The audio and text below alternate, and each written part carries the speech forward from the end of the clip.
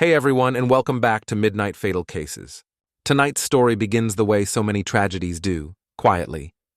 No warning, no struggle, no sound that tells you the world is about to split in two. Three girls step out of a house at the same time, on an ordinary morning in an ordinary neighborhood. And then they're gone. Now, turn the lights down, take a breath, and let's begin. Chapter 1. The Hook. At 7:18 a.m., the neighborhood was doing what it always did. A garage door rose, slow and groaning, and a sedan backed out with the cautious patience of someone still half asleep. A sprinkler clicked on, missed the grass, and tapped a mailbox like a metronome. Somewhere deeper in the cul-de-sac, a dog barked at nothing, the way dogs do when the world is too quiet and they need to prove they're still watching.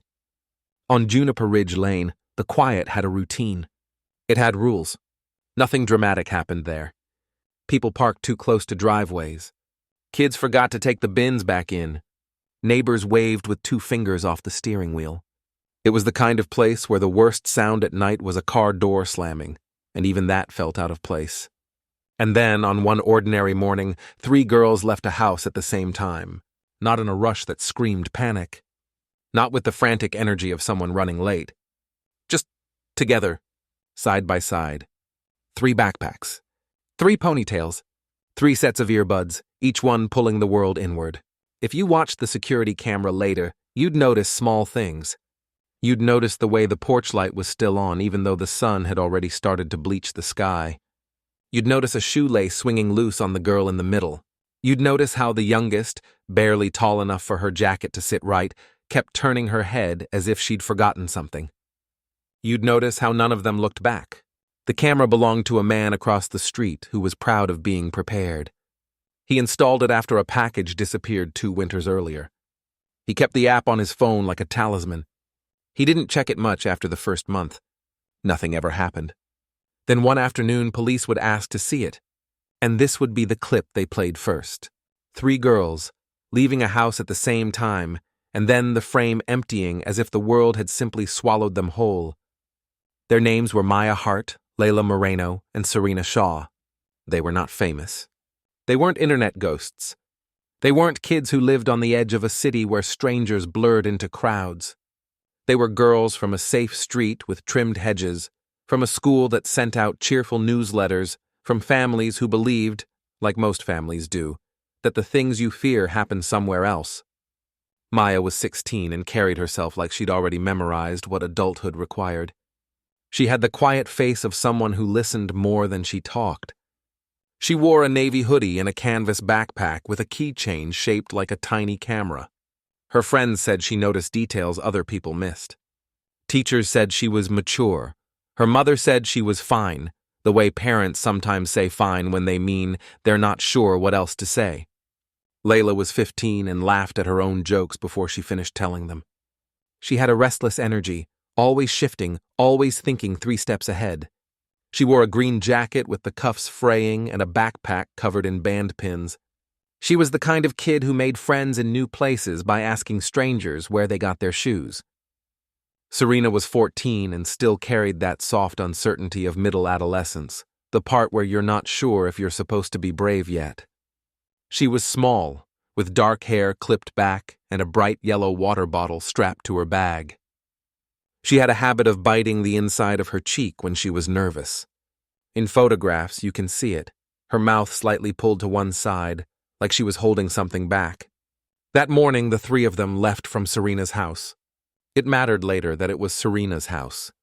It mattered that it wasn't Maya's and it wasn't Layla's. It mattered because of who was supposed to be home and who wasn't. It mattered because of the way the front door closed behind them and the latch caught with a clean, final click. The official record would list the time of departure as approximately 7:20 a.m. But what the official record doesn't capture is the feeling that settled over the street afterward. The neighbors didn't feel it right away, not as a thought, more like a faint pressure. A wrongness that doesn't announce itself, the kind of thing you only notice when you look back and realize the air had changed and you didn't understand why. On the camera, you can see the 3 girls pause at the edge of the driveway. Maya adjusts her backpack strap. Layla says something, no audio, just her mouth moving, and Serena's shoulders lift in a small laugh. For a second, it's just three friends. Just a morning. Just a day that hasn't decided to become anything else. Then they start walking. They move down Juniper Ridge Lane toward the corner where the street opens into the main road. They pass the neighbor's silver minivan. They pass the mailbox with the peeling paint. They pass the line of ornamental trees planted to make the development feel older than it is. They pass out of frame, and the camera keeps recording. The next minute is the street empty. A car goes by at 7:22, tires whispering on asphalt. Another car at 7:24. A delivery van at 7:31. People leave for work. Life continues. The camera records it all, indifferent. A patient witness. A machine that doesn't know when to stop. If you want to understand why this story still makes people lower their voices, you have to start with that emptiness, because there is a certain kind of terror that doesn't come from screams or sirens. It comes from a normal street staying normal, while something unthinkable happens just beyond the edge of view.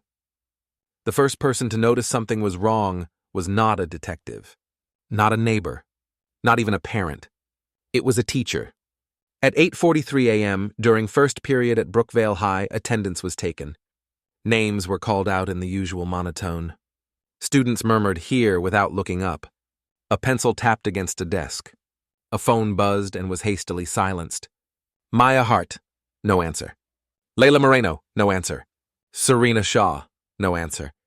The teacher paused, glanced at the empty seats, and made the small assumption that teachers make 100 times a year. Maybe they were late. Maybe they had a dentist appointment. Maybe they'd been dropped off at the wrong entrance. The teacher marked them absent and kept going. By 9:15 a.m., another teacher would realize the same thing. And another. Maya wasn't in English. Layla wasn't in science. Serena wasn't in math. One absence can be explained. 3 can still be explained if you try hard enough. Friends skip together. Friends get stuck in traffic together. Friends decide on a cold morning that school is too heavy and bed is too warm. But this was Juniper Ridge Lane. This was Brookvale High. The explanations were supposed to fit neatly. At 9:38 a.m., Maya's mother, Erin Hart, checked her phone for the first time since leaving for work. There were no messages.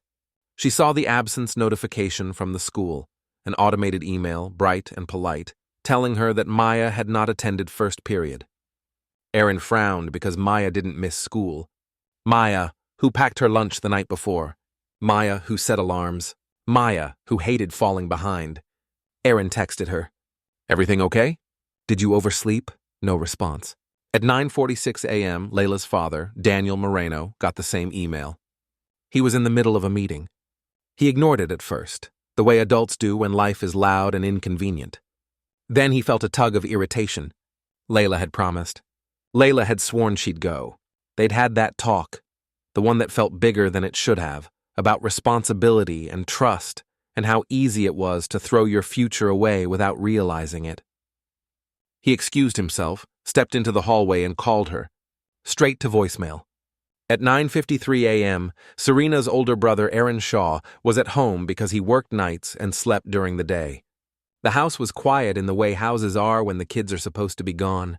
He woke to a phone ringing downstairs. It was Serena's school. A recorded message. Unattended. He stumbled down the stairs in socks, grabbed the phone, listened to the robotic voice, and stood there for a moment as his brain caught up to the words. Serena absent. Serena not in class. He checked the kitchen. Her lunch bag wasn't in the fridge.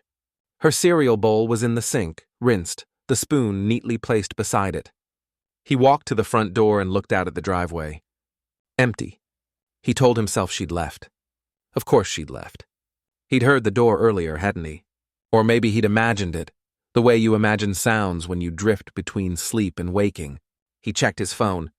No text from Serena. No goofy sticker. No half-finished thought. He called her.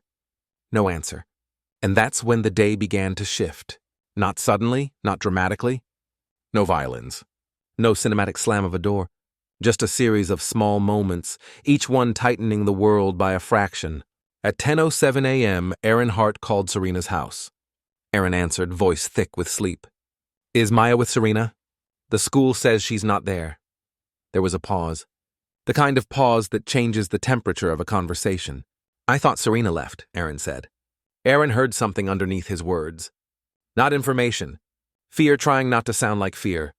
At 10:12 a.m., Daniel Moreno called Aaron Hart because parents talk, because parents panic in groups the way animals do. "Layla's not answering," Daniel said. "Did Maya—" "I'm calling you because Maya's not at school," Aaron said. And now it was said out loud, and now it was real. At 10:18 a.m., Aaron called his mother, Gail Shaw, at work. "Serena's not at school," he said. Gail laughed at first, the way people sometimes laugh when their minds reject a thing. "What do you mean she's not at school?" "She left with the girls," Aaron swallowed. "I don't know if she did." By 10:30 a.m., 3 families were making calls that turned into more calls, a chain of questions that led nowhere. "Did you see them this morning? Did they text you? Did they mention a plan? Did they say anything weird? Did they seem upset?" Each no landed heavier than the last. At 10:46 a.m., Aaron Hart drove from her office back toward Juniper Ridge Lane, with her hands locked on the steering wheel so tightly her knuckles blanched. She told herself it was a misunderstanding. She told herself that when she turned the corner, she would see 3 girls sitting on the front steps, laughing at how the adults overreacted. She told herself that because the alternative was a cliff. When she pulled up, she found Serena's house quiet and closed, the way it should have been. Except for one thing. The porch light was still on. In daylight, it looked absurd. A tiny bulb fighting a sun that didn't notice it.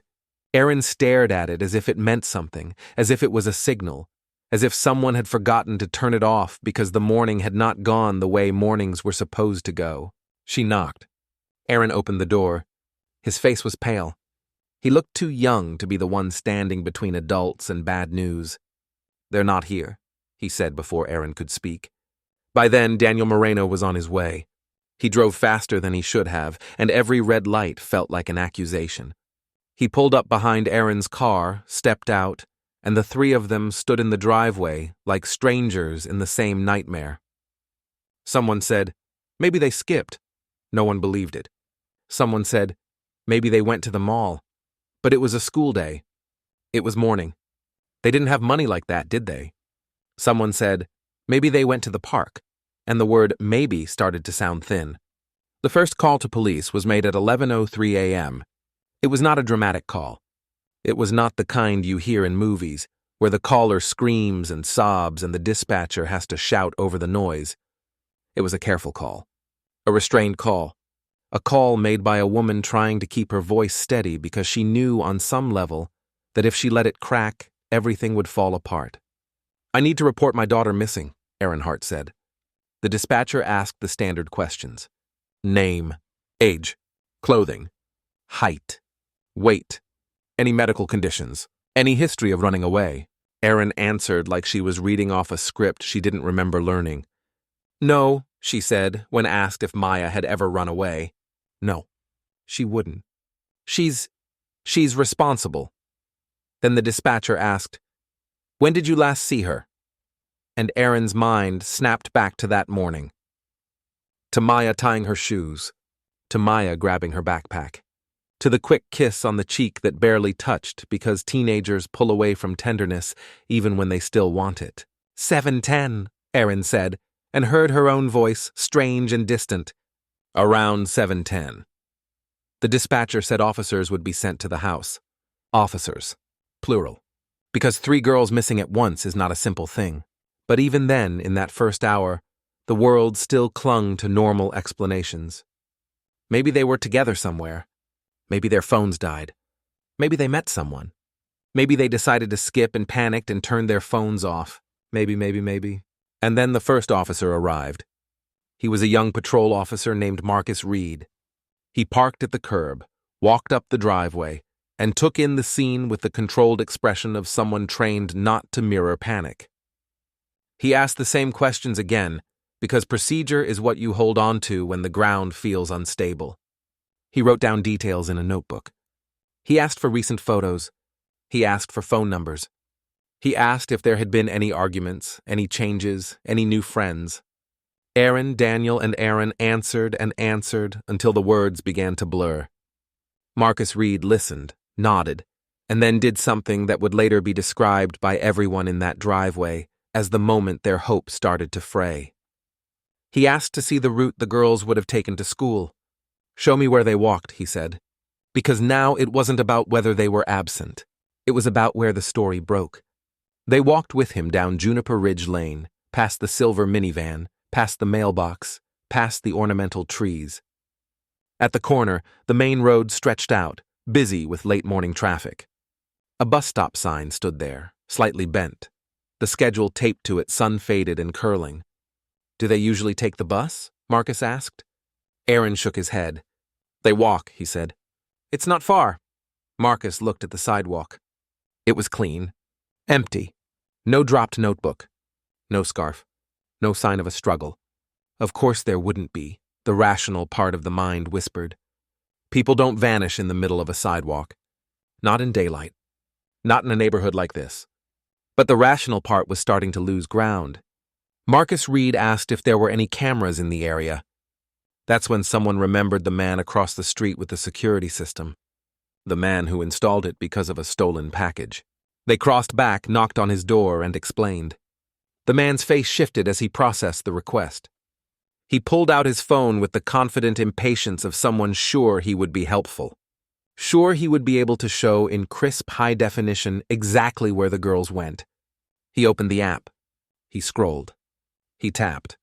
And then he watched his own screen, his eyebrows lifting, his mouth slightly open, the way people look when they realize something is bigger than they were prepared to hold. He turned the phone around. Aaron Hart leaned in. Daniel leaned in. Aaron leaned in. On the screen, the porch of Serena's house. 3 girls stepping out. A pause.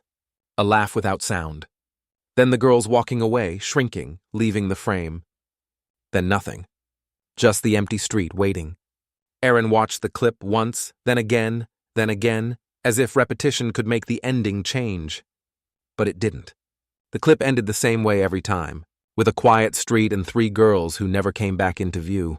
This is where people often ask the wrong question. They ask, how can someone disappear like that? Because they want the answer to be complicated. They want it to involve genius criminals or elaborate schemes or vanishing tricks. But disappearances don't need genius. They need opportunity. They need timing. They need the space between what people expect and what actually happens. That morning, in the space of a few minutes, something happened to Maya Hart, Layla Moreno, and Serena Shaw. It happened so smoothly that the street kept its routine. It happened so quietly that the only witness was a camera meant to protect porch deliveries. And the most haunting part is this. If no one had installed that camera after a missing package, the last confirmed sighting of those 3 girls would have been a kiss on the cheek, a door closing, and a parent believing they would see them later. Instead, the last confirmed sighting became a video. A few seconds of normal life. A few seconds that, once you've seen them, you can never unsee. Because when you watch those girls walk away, you start to understand that a disappearance is not an event. It's a subtraction. A day with a shape suddenly missing its center. A street that looks the same but isn't. And for everyone who loved them, time splits into 2 halves, before the girls left the house together, and after the world failed to return them. Character count, no spaces.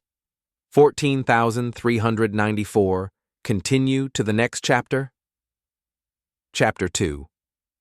Context and people. Before they became a question, the girls were routines. Maya Hart woke up every weekday at 6:12 a.m. Not 6:10. Not 6:15. She had tested it. 6 minutes gave her enough time to sit on the edge of the bed and let the day settle into her bones before she had to move. Her room was tidy in the way of someone who liked control but didn't obsess over it. Books stacked horizontally instead of vertically. Clothes folded, not hung. A desk lamp angled just so, because harsh light in the morning felt like an accusation. She lived with her mother, Erin, in a house that had been bought after a divorce that no one talked about anymore. Erin worked long hours, not because she loved her job, but because it kept the edges of life from fraying. Maya understood this without it ever being said. She learned early how to be self-sufficient, how to pack her own lunches, how to check the calendar on the fridge, How to text home safe without being reminded. People described Maya as quiet, but that wasn't accurate. She just didn't waste words. When she spoke, it was usually after she'd already listened long enough to understand the shape of the room. She noticed who interrupted who laughed too loud, who went quiet when certain names were mentioned. In the months before she disappeared, teachers noted a change that didn't quite rise to the level of concern. Maya seemed distracted, not failing, not acting out, just elsewhere. She'd stare out the window longer than usual. She'd pause before answering questions she used to snap back immediately. When Aaron asked if everything was okay, Maya said yes. And Aaron, like many parents, accepted the answer she wanted to hear. Layla Moreno's mornings were louder. Her house was always half awake, half chaos. Her father, Daniel, drank coffee standing up, scrolling through emails. Her younger cousin, who lived with them temporarily, watched cartoons too loud. The dog barked at the mail slot even though the mail didn't come until noon. Layla thrived in that noise. She brushed her teeth while talking. She ate toast while tying her shoes. She moved through space like she was afraid stillness might trap her. Her room was a collage of interests that shifted every few months. Posters half-taped to the wall, Polaroids pinned with mismatched pushpins, a guitar she swore she'd learned to play, strings still stiff and untouched. A notebook filled with song lyrics she never showed anyone. Layla had been in trouble before. Nothing dramatic. Skipped classes, a few detentions. A reputation for testing limits just to see where they were. Daniel worried about her in the abstract way parents worry when they sense a future branching into paths they can't see clearly. They argued sometimes. About school. About phones. About the people she spent time with. But in the weeks before she disappeared, things had been oddly calm. Too calm, Daniel would later say. Layla was home on time. Her grades were stable. She talked about school with just enough annoyance to seem normal. She laughed at dinner. She rolled her eyes at her father's advice. And yet, Daniel remembered a moment 3 nights before she vanished.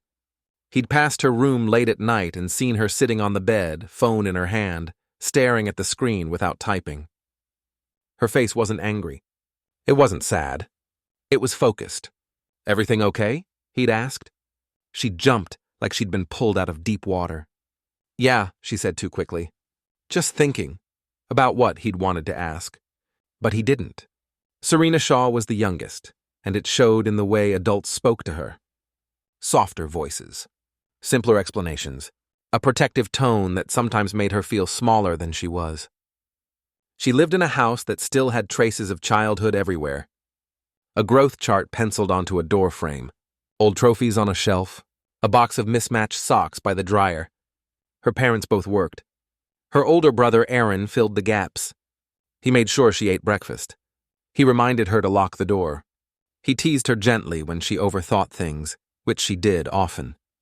Serena worried about being liked. Not in a dramatic way. In a quiet, constant way. She rehearsed conversations in her head before having them. She reread texts before sending them. She apologized when she wasn't sure she'd done anything wrong. At school, she was known as dependable. The one teachers paired with new students. The one who returned borrowed pens. But beneath that steadiness was a growing unease. In the weeks before she disappeared, Serena had started asking questions that didn't have obvious answers. What would you do if you just left? She asked Aaron one night while they watched television. Left where? He said, distracted. I don't know, she said. Just left. He laughed, assuming it was hypothetical. You'd get hungry, he said. And tired. And you'd come back. Serena smiled, but it didn't reach her eyes. The girls had known each other for years, but they hadn't always been close. Their friendship formed the way many teenage friendships do, not through a single dramatic bonding moment, but through proximity and shared time. They lived near each other. They attended the same schools. They took similar routes through the day. Over time, they became a unit. Maya was the anchor. Layla was the spark. Serena was the glue. Teachers noticed it. 3 heads bent together during group work. 3 backpacks lined up against the wall. 3 girls walking home, sometimes talking, sometimes quiet, but always together. To adults, they looked harmless, ordinary. But adolescence is not ordinary from the inside. It is a time when the world starts to feel too small and too big at the same time, when every interaction feels loaded, when the future presses in, vague but heavy, and there were cracks if you knew where to look. Maya had started keeping secrets on her phone, not the dramatic kind, no explicit photos, no illegal behavior. Just conversations she didn't share, messages that made her pause before locking her screen. Layla had been spending more time online late at night, headphones in, voice low. Daniel once overheard her say, "No, they wouldn't understand," and felt a flash of irritation he couldn't quite place. Serena had started having trouble sleeping. She'd wake up from dreams she couldn't explain, her heart racing for reasons that slipped away by morning. None of this screamed danger. It whispered change. At Brookvale High, guidance counselors were overworked. Teachers rotated through semesters too quickly to notice subtle shifts. Friends noticed, but friends are not trained to interpret warning signs. They're trained to keep secrets. The girls talked. About school. About music. About teachers they hated. About the vague sense that life was already asking too much. They also talked about leaving. Not running away. Not in those words. Just stepping outside the lines. "What if we didn't do what everyone expects?" Layla said once, sprawled on the grass during lunch. Maya shrugged. Everyone expects different things. Serena picked at the label on her water bottle. "I think they all expect us to stay." "Stay where?" Layla asked. "Here," Serena said. "Like this." It was a passing conversation, the kind that dissolves into jokes and homework complaints, except it didn't dissolve completely. In hindsight, adults would comb through these moments like detectives sifting through debris after a collapse. They would ask if the girls were unhappy. They would ask if they planned something. They would ask if someone influenced them. But at the time, these were just thoughts spoken aloud by teenagers testing the edges of possibility. The morning they disappeared, there was no argument. No slammed doors. No dramatic goodbye. Erin Hart remembered that Maya ate half her breakfast and left the rest. That she hugged her a second longer than usual. That she said, "See you later," instead of "bye." Daniel Moreno remembered that Layla forgot her jacket, even though it was cold. That she ran back inside to grab it, laughing. That she seemed excited about something she didn't name. Erin Shaw remembered that Serena hesitated at the door. That she turned around like she might say something. That she didn't.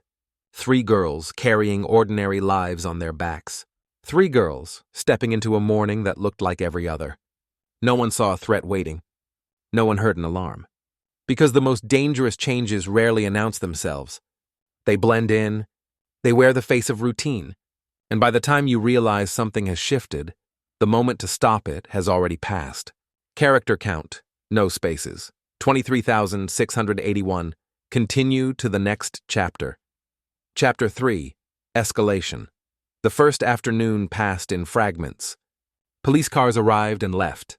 Neighbors stood in doorways pretending not to stare. Someone brought bottled water that no one drank. Phones buzzed constantly, then went quiet, then buzzed again. By evening, the story had outgrown Juniper Ridge Lane. 3 girls missing together was not a private problem. It was a rupture. It drew attention the way sudden silence does in a crowded room. Detectives took over as the sun dropped low enough to stretch shadows across the pavement. They moved with practiced calm, introducing themselves, explaining steps, asking for patience. Their voices were even. Their faces were neutral. They had done this before, though never in exactly this configuration. Detective Alan Brooks led the initial interviews. He was careful with his words. Careful not to promise anything he couldn't deliver. He started with the assumption that the girls were together voluntarily, not because he believed it, but because procedure demanded it. "Teenagers leave," he said gently, sitting at Serena's kitchen table. "Sometimes together. Sometimes without thinking it through." Gail Shaw nodded, arms wrapped around herself. She wanted to believe him. She needed to believe him. But Brooks also asked harder questions. Did they have cash? Had any money gone missing from the house? Any packed bags? Any notes? The answers were all the same. Number. Number. Number. Number. Cell phone records were requested. School friends were interviewed. Social media accounts were logged and frozen in time like insects in amber. And slowly, patterns began to surface. Maya's phone showed frequent late-night messages to an unknown number. The contact name was blank. Just digits. The messages themselves were cautious, short, non-committal. But there was a familiarity there. An ease. Layla's accounts revealed a private group chat that included Maya and Serena, and one additional profile that didn't belong to any known student. The username was generic. The profile picture a landscape photo pulled from somewhere else. Serena's phone history showed searches that made detectives exchange glances. How to leave without hurting people. What happens if you don't come back? Not plans. Not instructions. Questions. Detective Brooks had seen this before in different forms. Not often with 3 at once. But the tone was familiar. This wasn't chaos. It was contemplation. That realization changed the way the investigation moved. Search teams were organized, but not with the urgency of a known abduction. Flyers were printed, but the language was cautious. The word runaway was not used publicly, but it hovered in the background, shaping decisions. Parents were told to wait, to be patient, to give it time. Time, however, is not neutral when someone is missing. The first night was the worst. Aaron Hart sat on Maya's bed and listened to the house settle. Every creak sounded like footsteps. Every passing car made her heart lurch. Daniel Moreno drove the route from Juniper Ridge to the school 3 times, pulling over whenever he saw a group of teenagers, convincing himself each time that he might spot Layla's jacket, her walk, her restless energy. Gail Shaw slept on the couch with the television on low, as if noise might keep something terrible from happening. At 2:17 a.m., Maya's phone pinged. Erin was awake. She grabbed the phone so fast it nearly slipped from her hands. The message was short. I'm okay. No location. No explanation. The number was blocked from replying. Police were notified immediately. Technicians traced the signal to a prepaid network. Disposable. Unhelpful. But the message changed everything. Now there was confirmation. At least one of them was alive. And at least one of them had chosen to reach out, and then disappear again. The next day brought more messages. One to Daniel. Please don't worry. One to Gail. We're together. Each message came from a different number. Each disappeared after being sent. Detectives debated what it meant. Control, one said. Someone controlling communication. Reassurance, another argued. The girls trying to slow the search. Or something else entirely. What unsettled Brooks was the consistency. The messages were calm, polite, almost rehearsed. No slang, no inside jokes, no emotional spillover. They read like statements, not confessions, as if someone had coached them on what not to say. Search efforts expanded anyway. Bus stations, train terminals, shopping centers, parks. Nothing. No sightings that held up under scrutiny. No credit card use. No confirmed footage beyond the moment they left the house. The security camera became a symbol. News stations replayed it with arrows and timestamps. Commentators speculated. Armchair experts slowed it down frame by frame, convinced meaning could be extracted from posture and gait. Was Maya leading? Was Layla watching the street? Was Serena hesitant? Everyone saw something different. Meanwhile, the girls remained absent. On the 4th day, a break came from an unexpected place. A clerk at a roadside convenience store 20 miles away reported 3 girls matching the descriptions. They'd bought snacks, paid in cash, laughed quietly, left together. The footage was grainy, but it was them. All 3, alive. The relief was sharp enough to hurt, but it was followed by a deeper dread. Because now the question was no longer, where are they? It was, why aren't they coming back? Detective Brooks watched the footage several times. The girls looked thinner already, tired, alert in a way that suggested they were watching more than shopping. They moved like people who didn't want to be noticed. And standing just outside the frame, barely visible in the reflection of the glass door, was a figure no one had mentioned. An adult. Waiting. Character count. No spaces. 32,694. Continue to the next chapter. Chapter 4. The turning point. Detective Alan Brooks did not announce it in the kitchen, the way you might announce good news that needs to share the air.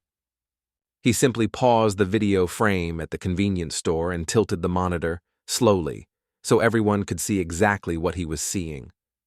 The girls were at the register, 3 shoulders close, 3 young faces lit by fluorescent light that made everyone's skin look slightly unwell. And in the glass of the swinging door, as if the store refused to keep his image out, there was a man. Not a clear face, not a heroic shadow. Just a full-grown body waiting with the kind of patience that felt practiced. Brooks zoomed in as far as the pixels would allow. Adult male, he said, voice flat. Approximate height, maybe 180. Medium build. Baseball cap. Hoodie jacket. Earnhardt stared at the frozen image until her eyes burned. Are you saying he's with them? I'm saying he's within their moment, Brooks replied. We can't assume anything beyond that yet. But the word adult hung in the air like a smell of smoke. Up until then, people had danced around the most uncomfortable possibility. 3 girls leaving together invited the narrative of friendship and impulse. It let adults frame it as something the girls were doing, even if it was reckless, even if it was unsafe. An adult changed the grammar. Now it was possible that this wasn't a thoughtless escape, but a structure. Someone else's structure. Brooks ordered the store footage in full, not just the clip of the purchase. He asked for a system download, every angle, every timestamp, and pulled the store owner into a formal statement. The clerk, a young woman with a careful voice, remembered the man more than the girls. He didn't buy anything, she said. He just stood there, like it was his job to be there. Did he speak to them? Brooks asked. Not that I saw. But when one of the girls looked at the snack aisle, he kind of tilted his head, like a signal, and she put it back. That small movement, a tilt, a response, was enough to push Brooks out of maybe and into work. They built a timeline that hung from camera to camera. Traffic cameras along the road caught a blur of 3 figures crossing a turning lane at 1:06 p.m. An ATM camera outside that roadside plaza caught them grazing the edge of the frame at 1:18 p.m., not using the machine, just passing it. And then, at 1:27 p.m., a body of evidence finally gave the man more than a reflection. A security camera from a budget motel 2 miles away recorded an older gray SUV pulling into the lot. 3 door openings. 3 girls stepping out one after another. And then, from the driver's side, a man. He followed them down the walkway toward a side of the building where camera coverage died. The SUV's plate wasn't fully readable. The video wasn't sharp. But the make and model were clear enough. Brooks put out a broadcast to every patrol unit in the county. Look for a gray SUV, older model, with a rear light that seemed slightly misaligned. At the same time, his cyber unit started pulling at the thread that had already been loose. The blank number that messaged Aaron. The unknown profile in the group chat. The careful tone of all those texts. What you learn quickly in missing person cases is that teenagers rarely invent whole new languages overnight. They copy what's around them. They borrow phrases. They adopt tone. And the tone in the girls' messages didn't sound like Brookvale High. It was adult. It was measured, therapist calm, almost corporate. Please don't worry. We're together. I'm okay. Statements designed to do what statements are meant to do, reduce action. At 6:42 p.m., on day 5, the cyber unit found the first solid connection. Layla Moreno's account, her private DMs, contained a month-long conversation with a user named Safe Harbor Guide. The profile picture was a lighthouse against a stormy sea. The bio quoted a serious-sounding line about finding your way through darkness. The messages were not explicit. They were not graphic. They were worse in a way that investigators recognized immediately. They were gradual. A question here. How are you holding up? A compliment there. You seem more mature than the people around you. A soft reframing of the father-daughter arguments. You're not bad. You're just misunderstood. Then subtle isolation. Don't let them tell you who you are. They'll panic if they don't control the story. And finally, the thing that made Brooks feel his carefully held neutrality crack. If you ever need to leave for a while, I can help keep you safe. No pressure. Just options. They ran the same username across Maya's accounts. There he was again, more cautious, more patient. Maya's messages were harder to read because she pushed back, asked questions, demanded clarity. And the user answered with the right kind of language that sounded supportive but always moved her one step closer. You don't owe anyone your pain. You deserve a clean start. You can trust me because I never force you. Serena's accounts contained the least, but the pattern was still there. A comment on a quiet post. A reaction to a story about anxiety. A short DM. If you ever need to talk, I'm here. It wasn't one door. It was 3, and someone had the patience to knock on all of them. Detective Brooks and his partner, Detective Nina Keller, met with the families again that night. They chose words with care because words in the wrong order can break a person. We're looking at an adult who may have influenced them greatly, Keller said. This person appears to have established trust online. Erin Hart shook her head, almost angry. Maya's smart. She wouldn't, Keller didn't interrupt. She let Erin finish, then answered quietly. Smart kids get targeted, because the person knows how to make it feel like the decision is theirs. Daniel Moreno's hands were clenched so tightly, his fingertips went white. So this is grooming? Brooks did not flinch from the word. It fits, but we need more before we name it publicly. Gail Shaw made a sound that sat between a sob and a gasp. Where would they take them? Brooks opened a map on the table, not dramatically, just like a man laying out facts. This account uses VPNs, but we have partial metadata. We have a motel sighting. We have a vehicle type. We have a probable pattern of movement along state routes, avoiding major hubs. He pointed to a stretch of highway where cheap motels and truck stops clustered like weeds. It's possible they're moving often. It's possible they remain close. We're working every angle. The families heard the words, and still, what they heard was this. Someone took your children out of your sight without needing to touch the front door. The turning point in a case is not always the moment violence happens.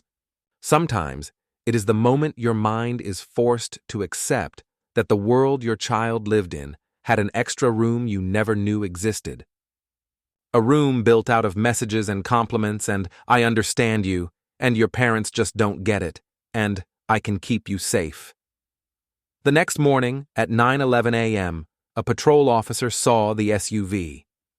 It was parked behind a closed laundromat on the edge of town, half hidden near a line of dumpsters. The officer didn't know about the missing girls. He was responding to a complaint about illegal dumping. He saw the rear light sitting slightly crooked. He called it in.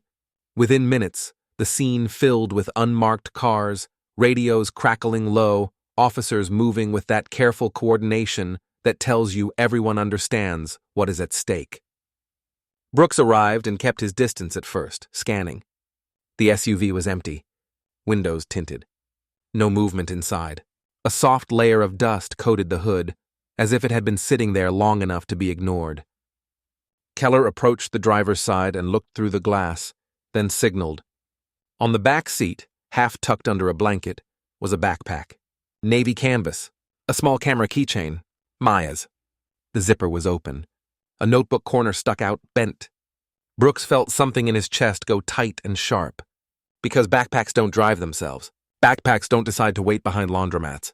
Backpacks get left when someone doesn't have the luxury of deciding what to carry. They secured the vehicle, photographed everything, and began a slow, methodical search. The kind that respects evidence, because evidence is sometimes all you get. Inside the backpack, they found ordinary things that became suddenly unbearable. A charger cable, a granola bar squashed, a folded permission slip for a school trip that would now never happen, and, tucked into a side pocket, a slip of paper with handwriting that made Erin's throat close when it was later shown to her. Maya's handwriting. 2 lines. We made a mistake. If you find this, don't come alone. The paper was not dated. It was not signed.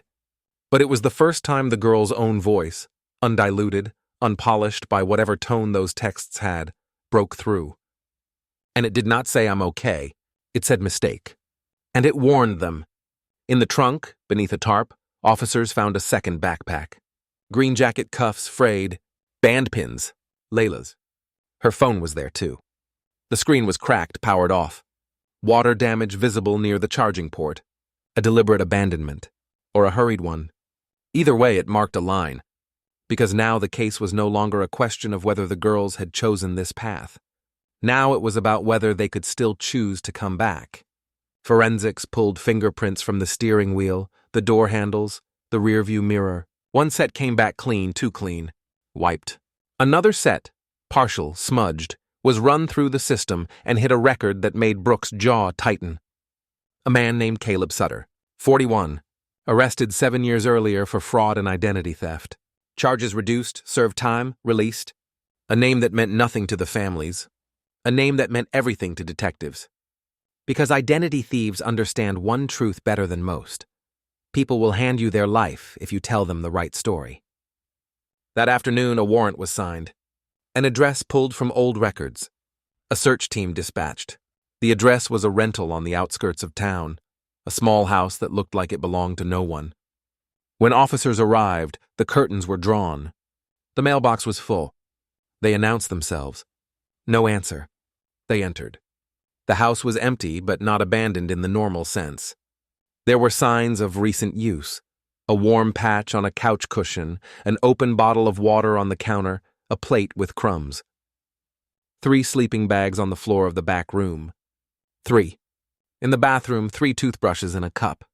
No girls. No Caleb Sutter. Just the lingering impression of people who had been there and left in a hurry. In the kitchen trash, Keller found something that made her stop. A receipt, dated that morning, from a gas station 90 miles south. Brooks stared at it and felt the case slip forward like a gear engaging. They weren't stationary. They were moving. And whoever was moving them knew exactly how to stay one step ahead. That night, Erin Hart listened as detectives explained the findings.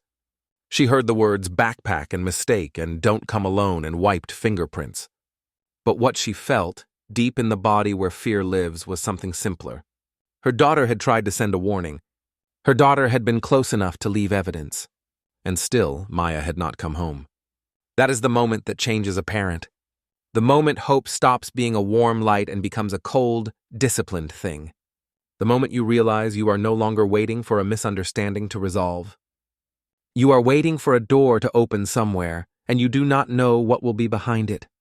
Character count, no spaces, 42,518. Continue to the next chapter, Chapter 5, Fallout and Discovery. Approximately 85% of the minimum 50,000 character limit, no spaces counted, has been used. Continue. The moment the case crossed county lines, it changed texture. What had been a local emergency became a regional one, then a state concern. Task forces formed. Jurisdictional boundaries blurred. Press conferences became more careful, more scripted, as law enforcement tried to balance urgency with restraint. The name Caleb Sutter was not released immediately. Detectives understood something the public often doesn't. Once a name goes out, the story stops being about finding people and starts being about feeding a narrative. And narratives can get people killed. Instead, they released a description. Adult male, 40-ish. Gray SUV. Possible alias usage. Suspected of manipulating minors through online contact. Tip lines lit up. Most tips were noise. People calling in neighbors they didn't like. Ex-boyfriends. Men who looked wrong at a gas station. The volume itself became a problem, clogging channels investigators needed to keep clear. But inside the task force room, the work narrowed. They mapped Sutter's past. Not just addresses and arrests, but patterns. The kinds of jobs he took. The places he drifted toward. The spaces between. Fraud cases leave trails. Fake names. Burner phones. Rental units paid in cash. A preference for places where people come and go and don't ask questions. Motels. Truck stops. Seasonal work sites. Sutter had learned how to live lightly. How to be forgettable. How to stay just inside the margins of attention. And now, 3 girls were inside that margin with him. The gas station receipt found at the rental house became the spine of the search. 90 miles south put them near a string of towns that shared one thing, proximity to the interstate without being destinations themselves. Places you pass through, places where no one expects you to stay. State troopers pulled footage from toll cameras. Highway patrol reviewed license plate readers. Analysts marked every possible route the SUV could have taken, weighting them based on fuel capacity and time. At the same time, digital forensics kept pulling. They reconstructed Sutter's online presence piece by piece, identifying forums, private servers, encrypted apps. He didn't operate alone online, not in the sense of a group, but in the sense of a shared culture. There were others like him, people who traded advice about supporting runaways, about providing safe exits, about how to avoid law enforcement while convincing vulnerable teenagers that adults were the danger. Most of those people never crossed the line into physical control. Sutter had. That distinction mattered. On the 7th day, a tip came in from a motel clerk in a town so small it barely appeared on maps. 3 girls, an older man, paid cash, stayed one night, left early. The clerk remembered because the girls hadn't spoken. Not to him, not to each other. They moved like they were conserving energy. Security footage confirmed it. The girls looked worse. Maya's shoulders were hunched. Layla's hair was pulled back in a way that suggested someone else had done it. Serena walked a half step behind the other two, eyes down. They did not look free. They looked managed. In one clip, Sutter passed a room key to Maya. Not directly. He placed it on a table and slid it toward her. She hesitated, then took it. That hesitation became important later. Because it suggested something investigators clung to. Resistance had not been erased. Just suppressed. The motel room itself told a quiet story. Housekeeping entered after checkout and found the beds untouched. All 3 sleeping bags were used instead, positioned close together on the floor. In the bathroom trash, a torn receipt, a wrapper from a granola bar brand Aaron Hart recognized immediately. In the sink, 3 cups rinsed placed upside down. Order in the middle of instability. Control layered over fear. From there, the trail splintered. Sutter paid cash for fuel at a station with no cameras covering the pumps. He avoided chains that required ID. He drove during daylight, parked at night. Each move suggested forethought and fatigue, because no one can stay perfect forever. The mistake came in the form of a hospital. At 3:12 a.m., on day 9, an emergency room intake nurse in a city 2 hours farther south registered a man under a false name. He had a deep cut on his hand, bleeding enough to need stitches. He said it was an accident with a broken bottle. The nurse didn't believe him. Not because the story was impossible, but because of the way he kept looking back toward the waiting area. Because of how quickly he tried to leave. Because of how he refused pain medication. Hospital staff are trained observers. They see patterns in human behavior most people miss. The nurse noticed 3 girls sitting together near the vending machines. Too quiet. Too still. She noticed the way the smallest one flinched when a security guard passed. She filed a report. Not a dramatic one. Just a flag in the system. Suspicious accompanying minors. That flag intersected with the statewide alert less than an hour later. Police arrived without lights. They entered through separate doors. They moved fast. What happened next would be described in reports as non-compliant behavior and attempted flight. What it felt like, according to witnesses, was chaos breaking through something that had been held too tightly for too long. Sutter ran. He did not get far. He slipped on polished tile near the ambulance bay and went down hard, the injured hand reopening, blood spreading across the floor. The girls did not run. They stood, frozen, as if unsure whether movement was allowed. Officers approached them slowly. Hands open, voices low. "It's okay," one officer said, though no one in that moment was okay. "You're safe." Serena started to cry first. Not loudly, just tears spilling without sound. Layla followed, a sharp intake of breath, then shaking. Maya did not cry. She asked one question. "Is he gone?" They were separated for medical evaluation, wrapped in blankets. Given water they didn't immediately drink. Doctors noted dehydration, exhaustion, minor injuries consistent with travel and stress. Nothing life-threatening. The relief that followed was complicated. Because recovery is not a switch. It is a process. Sutter survived his arrest. He was charged with multiple counts related to kidnapping, unlawful restraint, contributing to the delinquency of minors, and fraud. More charges followed as digital evidence was processed. He did not speak to the press. He did not apologize. He requested a lawyer and said nothing else. The girls returned home separately. There was no reunion scene like the ones people imagine. No running across a field. No swelling music. There were quiet car rides. There were parents afraid to touch their children too suddenly, as if they might break. There were nights when no one slept. Investigators interviewed the girls with care, spacing sessions over days. Trauma-informed, slow. They learned what they could. Sutter had never threatened them directly. He didn't need to. He framed everything as choice. He told them law enforcement would tear them apart, that parents would punish them, that returning would mean humiliation. He positioned himself as the only stable option. Control through dependency. The girls had believed, at least at first, that they were leaving together. They had believed they were protecting each other. By the time they understood the imbalance, the doors felt closed. The note Maya left in her backpack was written the night before the laundromat drop. She had realized then that Sutter was watching them in a way that went beyond guidance. She had waited for a moment when he was distracted. She had done the only thing she could think of. Leave evidence. The fallout rippled outward. Brookvale High held assemblies. Counselors spoke about online safety in language that suddenly felt inadequate. Parents checked phones more often, sometimes too often. The neighborhood on Juniper Ridge Lane stopped feeling safe in the old way. Porch lights stayed on longer. Cameras multiplied. Nothing dramatic had changed. And yet everything had. Character count. No spaces. 48,596. Continue to the next chapter. Chapter 6. The ending. The girls came back to a world that had continued without them. That is something people rarely talk about.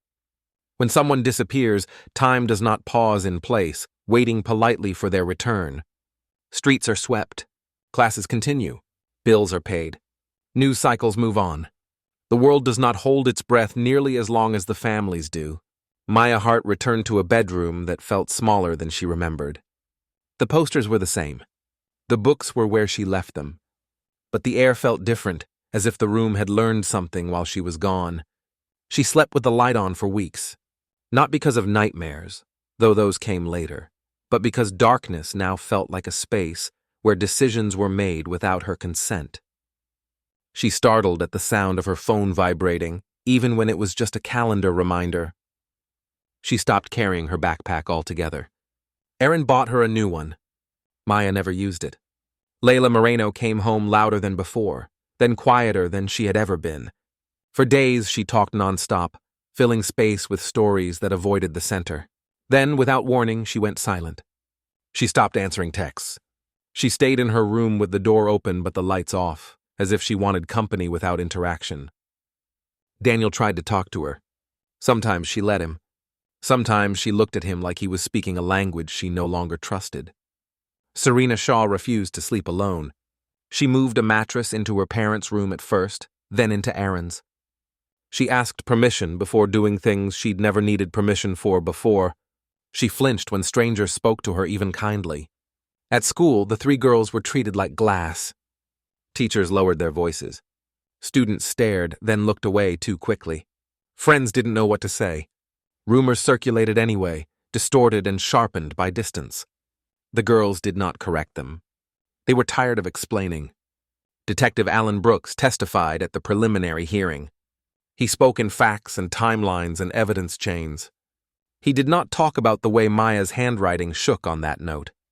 He did not talk about the toothbrushes lined up like a family in a borrowed house. Caleb Sutter pleaded not guilty. The trial would take time. Justice, like recovery, does not arrive all at once. Psychologists who worked with the girls described what happened using careful language. Coercive control, psychological manipulation, incremental dependency. But those words, however precise, could not capture the most unsettling truth. No one had dragged the girls screaming into a vehicle. No one had locked them in a basement. The doors were never barred. What was taken from them was quieter. Context. Choice without consequence. The ability to see clearly when every step forward was framed as safety and every step back was framed as disaster. Months later, Aaron Hart found the camera keychain Maya used to carry. It was tucked in a drawer, forgotten. Aaron held it in her palm and realized something that made her sit down hard on the edge of the bed. Maya had always noticed details, and still, someone had hidden inside the gaps between them. That realization stayed with Aaron longer than the fear. Juniper Ridge Lane returned to routine eventually. Dogs barked again. Mailboxes were repainted. New families moved in who did not know the story unless someone told them. But those who were there remember. They remember the morning 3 girls left a house at the same time. They remember how ordinary it looked. They remember how the street stayed quiet. And they understand now that danger does not always arrive loudly. Sometimes it waits. Sometimes it speaks softly. Sometimes it convinces you that leaving is your idea. And by the time you realize the shape of the trap, the hardest part is not finding the way out. It is accepting that the world you trusted was never as simple as it looked. All right, that's where we'll leave it for tonight. If this story stayed with you, if it made you think about how fragile normal can be, let me know in the comments. I want to hear your honest opinion on what you believe happened in those